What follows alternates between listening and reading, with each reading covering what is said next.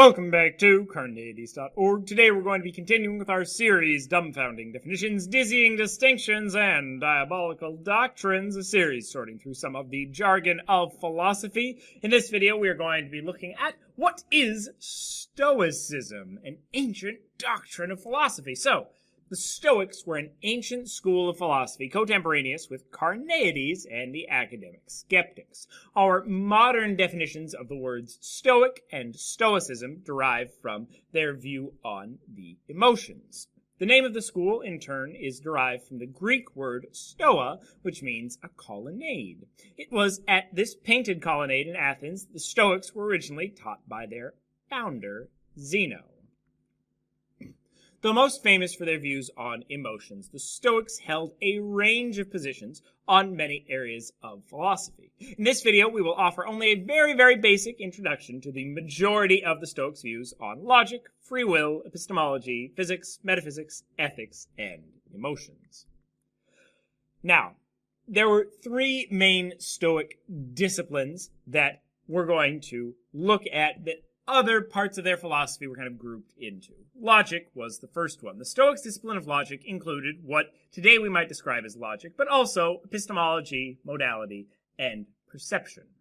The Stoics were some of the first to advance from Aristotle's categorical logic, all men are mortal, Socrates is a man, therefore Socrates is mortal, to a propositional logic. If P, then Q, P, therefore Q.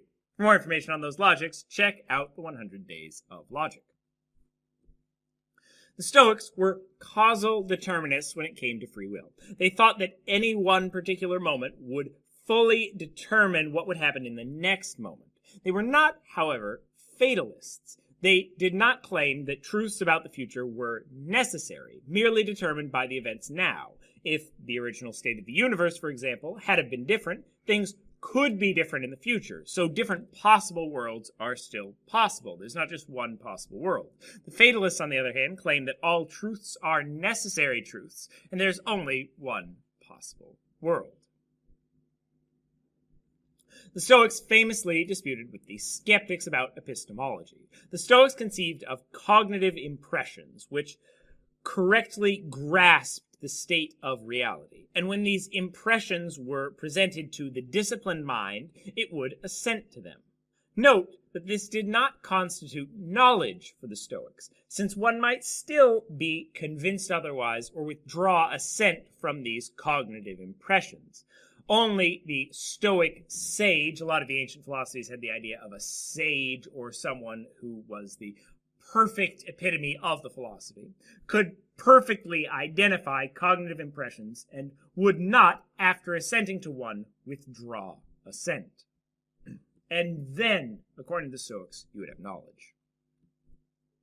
The second overarching category of Stoic philosophy was their physics. This included some views about metaphysics, as well as what we would consider very antiquated views about science and the state of the natural world, which you'll find in most ancient philosophies.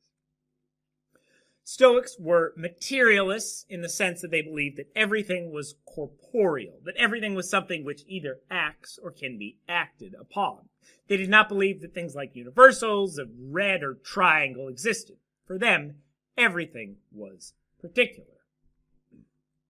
However, this did not mean that they denied the existence of God or the soul. On the contrary, according to the Stoics, these things not only existed, but they were in fact made of matter. They were made of a special kind of matter known as divine fire. God was identical to both all matter and perfect eternal reason, and therefore both present in everything and also directing everything at all moments. So God was both the matter that made up everything and present in everything, but also the direction and the force provided to move everything. The Stoics conceived of something called Pneuma, which both holds objects together and also gives them drive to act. It is what makes things unified, separate objects, and also what gives them their purpose, telos, or drive. In inanimate objects, this simply gives them form or a separate form from other objects. In plants, it provides a nature or physique or particular way of acting. In animals, it is the soul. And in rational animals, it is that conscious, rational, decision-making process. The third general area of Stoic philosophy that we'll examine is Stoic ethics. The Stoics claimed that the good life is the life led in alignment or in accordance with nature as rational beings. And there's a lot of debate about exactly what that means. But a general explanation we always follows. How do we do this?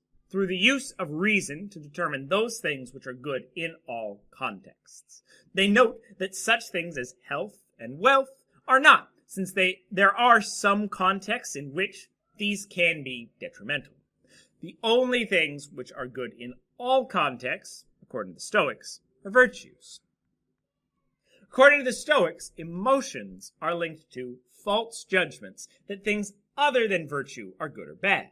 When we desire something other than virtue, we are making the false judgment that such a thing is good, when in fact, since it's not good in all contexts, we are mistaken. Say I'm afraid of sickness. That's a false judgment, since sickness is not bad in all contexts, and therefore I should not judge it to be bad. Emotions are also problematic because they impede our reason and our ability to discover the rational course of action. For Stoics, though we may be affected by the physiological changes that an emotion puts on us, it is up to us to refuse to assent to this false judgment and not then let the false judgment grow within us. They understood that there are certain physiological changes that you can't prevent from happening, but it's your job, if you want to be a good Stoic, to refuse the assent to that false judgment.